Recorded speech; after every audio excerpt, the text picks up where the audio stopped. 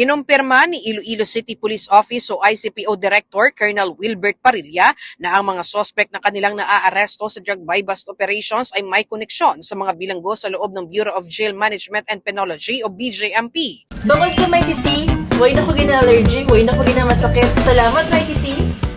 Sa panayam ng K5 News FM Iloilo kay Parilla, nilinaw nito na walang umanong supply ng shabu sa loob mismo ng BJMP, ngunit may mga tao umano sa loob ng kulungan na nagsisilbing source o nagbibigay ng utos gamit ang cellphone sa mga taong nasa labas kung saan at kanino dadalhin ang iligal na droga na kanilang ipinapakalat.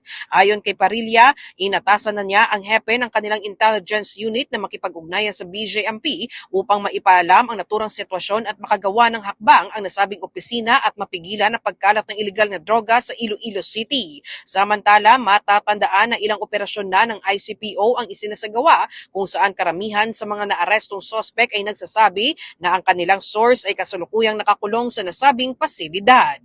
After we have conducted investigation, we found out na we have connections doon sa mga personnel